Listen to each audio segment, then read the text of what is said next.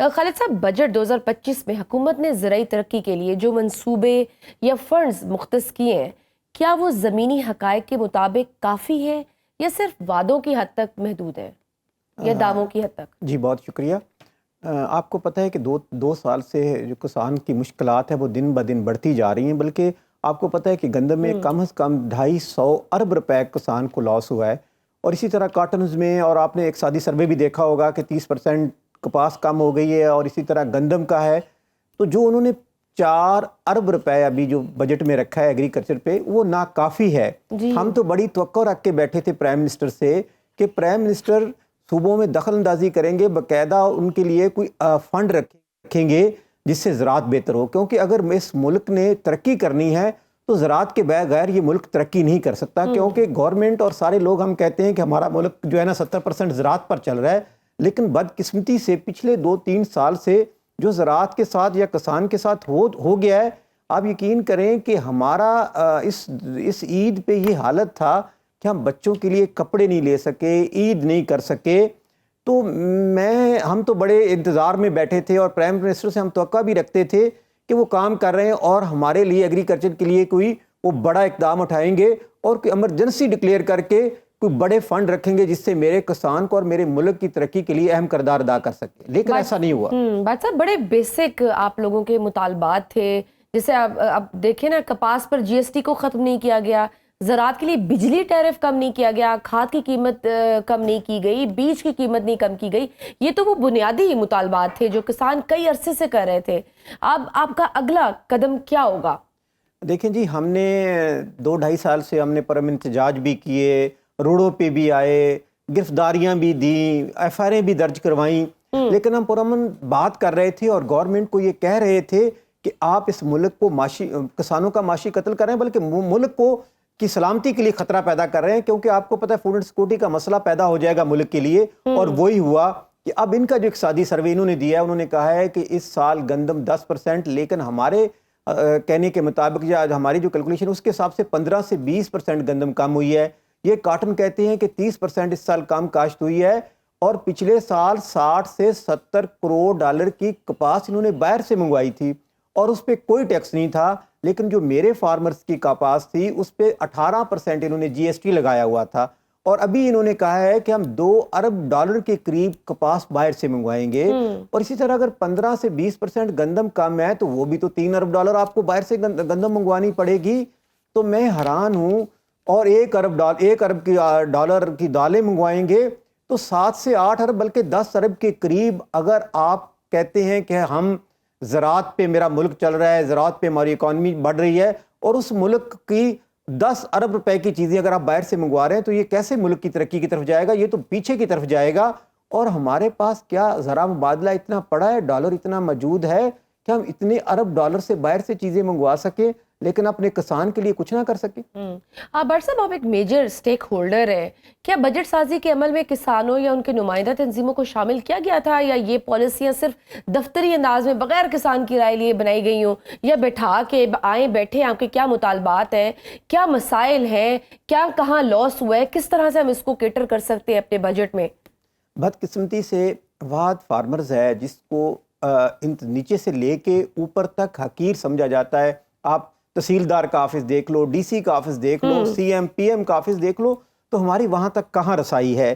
نہ ہی ہم سے پوچھتے ہیں۔ باقی دیکھیں، سب سے زیادہ ایشوز کسانوں کے ہیں، کسان بہتری کر سکتا ہے، لیکن چھوٹے سے چھوٹی یونینز کو بھی بلا کے اس سے پوچھیں گے کہ بجٹ سے پہلے اس کو بلائیں گے، انڈسٹری والے کو بلائیں گے، ریل اسٹیٹ کو بلائیں گے، لیکن وعد ہے فارمر سے پوچھا جا بھی نہیں جاتا کہ آپ کے لیے ہم بجٹ کے لیے کوئی بہتری لا سکتے ہیں۔ وہ بیوروکریسی جس کو پتہ ہی نہیں کہ ہم نے گندم کے وہ درخت پہ لگتی ہے یا اس کا کوئی پودا ہوتا ہے تو وہ ہمارے بجٹ بناتی ہے۔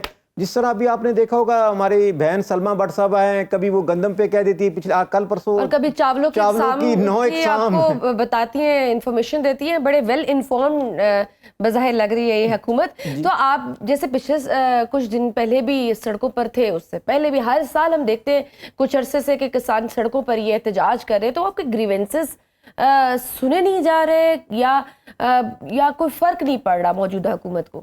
دیکھیں جی، اس لیے ان کو فرق ہمارے احتجاج پہ یا ہماری پاور پہ یا ہم لوگ وہ لوگ نہیں ہیں جیسے ان کے چینی مافیا ہے.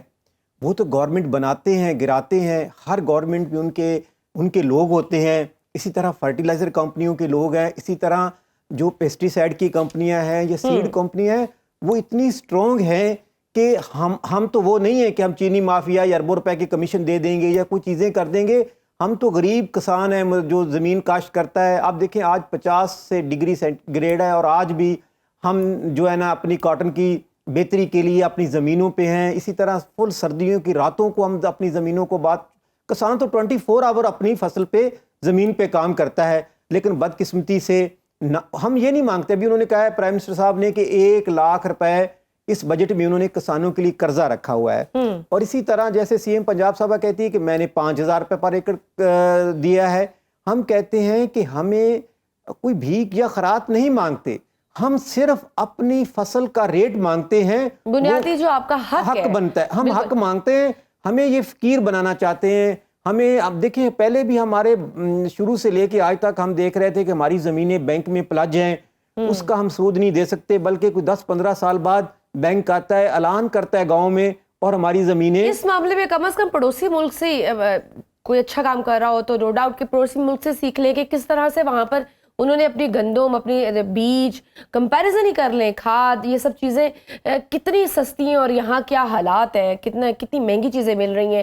یہ تو چلیے آپ کی داستان ہے، کسانوں کے منہ سے ہے، لیکن خالد صاحب اقتصادی سروے بھی آ رہے ہیں، ان کے مطابق بھی زراعت کے شعبے میں موجودہ مالی سال کے دوران شرح نمو 1% سے بھی کم رہی ہے.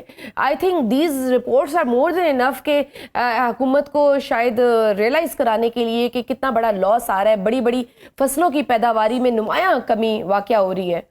دیکھیں جی، ہم تو یہ پہلے دن سے یہ بات کر رہے تھے، جس پہ گورنمنٹ پنجاب اور بیوروکریسی نے کہا کہ نہیں گندم تو کم کاشت ہوئی نہیں، گندم پوری کاشت ہوئی ہے. لیکن آج جو سروے آیا ہے اس میں وہ کہتے ہیں کہ 10% کم ہے. تو ہم جو بات پہلے 1 سال پہلے کر رہے ہوتے ہیں، کیونکہ ہمیں تو پتہ ہوتا ہے. آج میرے گاؤں میں مجھے پتا ہے کہ میں 200 ایکڑ کاٹن کاشت ہونی تھی، آج 80 ایکڑ کاشت ہوئی ہے. میرے پڑوس میں 250 ایکڑ کاشت ہونی تھی گاؤں میں، اس میں 60 ایکڑ ہوئی ہے. تو ہم اپنی کیلکولیشن کر بیٹھتے ہیں کہ ہمیں کتنی ایکڑ کاشت ہو رہی ہے، تو ہمیں پہلے اندازہ ہو جاتا ہے کہ کتنی پرسنٹیج کم آ رہی ہے. لیکن گورنمنٹ اس کو سیریس نہیں لیتی، بلکہ گورنمنٹ کبھی مافیا کا نام دے دیتی ہے، کبھی چاولوں کی نسلیں الگ ہو جاتی ہیں، کبھی گندم سے ہم کیا چیزیں نکالتے ہیں، جیسے آپ نے پڑوس ملک کا بتایا. اب دیکھیں وہاں ڈی اے پی 1000 کے قریب ہے، ہم یوریا ہم 5500 کے قریب لے رہے ہیں. ان کی ڈی اے پی 2000 کے قریب ہے اور ہم وہ ڈی اے پی 12 سے 14,000 روپے کی لے رہے ہیں. اب ہماری گندم کا پر ایکڑ ایوریج ہے 25 سے 30 من، انڈیا کے فارمرز کی جو ہے نا 60 سے 70 من. تو ایوریج آپ دیکھیں، ہم پھر نیشنل مارکیٹ میں ان کا مقابلہ کیسے کریں. ہم نے ذرا مبادلہ پہلے آپ دیکھیں، ہمارا آم جاتا تھا، کنو جاتا تھا، ہمارا رائس دنیا میں بڑا مانا جاتا تھا. لیکن بدقسمتی سے پچھلی سال رائس میں سیڈ ہی ایسا دیا، پیسٹی سائڈ ایسی استعمال کی کہ جو امریکہ میں شپمنٹ گئی تھی رائس کی وہ واپس آ گئی. وہ کہتے ہیں کہ آپ کا جو رائس تھا اس پہ جو آپ نے اسپرے کی تھی وہ زہر ایسا تھا کہ ہم وہ نہیں لے سکتے. اور آپ نے ہی کچھ دنوں پہلے غالباً کہا کہ کچھ کسانوں نے 12 کے قریب کسانوں نے خودکشی کی ہے. یہ ذرا ویریفائی کریں گے کہ واقعی ایسا ہوا ہے؟ میں اپنے ذاتی ضلع بھاول نگر کا ایک ڈسٹرکٹ کی بات کر دیتا ہوں، گاؤں تک بندوں تک نام بتا سکتا ہوں کہ 4 سے 5 لوگوں نے، جو ینگ لوگ تھے، جس نے زمین رینٹ پہ لی اور 2-2 کروڑ کا انہوں نے لاس اٹھا لیا، وہ انہوں نے خودکشی کی. یہ 15-20 دن پہلے کی بات ہے. تو ہم تو صرف ایک ڈسٹرکٹ کی بات کروں، اگر پنجاب میں دیں تو میں 10 کا فگر جو ہے نا وہ بعد میں زیادہ، میں تو کہتا ہوں کہ 40 سے 50 لوگوں نے خودکشیاں کر لی اور مزید لوگ خودکشیاں کریں گے، کیونکہ کاٹن اس ٹائم کاشت نہیں کر سکے اور کلائمیٹ چینج کی وجہ سے جو لاسز ہو رہے ہیں. اب دیکھو کلائمیٹ چینج پہ پوری دنیا کام کر رہی ہے، لیکن پاکستان کا کوئی ایسا شخص نہیں ہے کہ ہمیں بتائے کہ یار یہ سیڈ آپ استعمال کریں، کہ اس سیڈ سے آپ، اور یہ اتنا ٹمپریچر ہے. کوئی گورنمنٹ کا ایسا ادارہ نہیں جو ہمیں بتائے. بلکہ بدقسمتی سے ابھی ایک اتنا بڑا سانے ابھی ہوا ہے کہ ہم نے مکئی کاشت کی اور جب ابھی مکئی کا پھل آیا تو مکئی کو پھل ہی نہیں لگا، کیونکہ سیڈ جو کمپنیز نے دیا تھا وہ سیڈ ہی اتنا جیلی تھا کہ وہ ہم اس میں پھل ہی نہیں لگا. اب 3 مہینے ہم نے اس پہ محنت کر کے مکئی تیار کی ہے، لیکن پھل کا وقت آیا تو پتہ چلا کہ سیڈ ہی ایسا تھا. مطلب اگر ہم یوں کہیں کہ بجٹ میں پانی کی قلت، کھاد کی قیمت، زرعی قرضوں یا مارکیٹ تک رسائی جیسے بنیادی مسائل کو حل کرنے کے لیے آپ کے خیال میں کوئی ٹھوس پالیسی نہیں دی گئی؟ بالکل، صرف ایگریکلچر پہ 4 ارب رکھا ہوا ہے اور 4 ارب میں بھی انہوں نے کہا ہے کہ نیشنل سیڈ کوئی ہم ڈیولپمنٹ کا ایک ادارہ بنائیں گے. آلریڈی اسلام آباد میں نیشنل سیڈ کے نام سے اتنا بڑا ایریا, میں کہتا ہوں آدھا اسلام آباد گھیرا ہوا ہے انہوں نے, اور اس میں سیڈ آج سے کچھ جب سے پاکستان بنا ہے وہ ادارہ بنا ہوا ہے, اور وہ سیڈ کہاں دے رہا ہے. ایک اور ادارہ بنا رہیں گے, ایک اور کمیٹی بنا لیں گے. کمیٹی اور ادارہ بنانے جو پہلے ادارے ہیں وہی تو کام نہیں کرے, نئے ادارے بنانے سے کیا فائدہ حاصل ہوگا جب تک سیڈ پہ کام نہیں کیا جائے گا اور کسان کے ساتھ بیٹھ کے میٹنگ کر کے وہ ان کو بتائے کہ میرے اس ایریے میں یہ ٹمپریچر ہے, اس طرح کا سیڈ دیا جائے. اور سیڈ پہ جب تک ریسرچ نہیں ہوگی, فرٹیلائزر پہ ہوگی, اب نہری نظام ختم ہو گیا ہے. جو بڑا وڈیرا ہے وہ اپنی مرضی سے اس پہ اپنا جتنا مرضی چاہے وہ موگا تو جو چھوٹا کسان ہے بیچارہ مارا تو وہ ہی جاتا ہے نا, یہاں مظلوم ہی مارا جاتے ہیں. اب دیکھیں جس سے ہم دیکھ رہے ہیں کہ آپ لوگ احتجاج کرتے ہیں, حکومتی پالیسیوں کو ریجیکٹ کرتے ہیں, سڑکوں پر آتے ہیں. اب بجٹ تو پاس ہو ہی جائے گا, حکومت نے بجٹ پیش کر دیا ہے, آپ کی کیا حکمت عملی ہے آگے, what you gonna do؟ دیکھیں جی, ہم تو ہر طرح سے, کیونکہ پاکستان کا کسان واد ہے جو ملک کی سلامتی کے لیے کام کرتا ہے.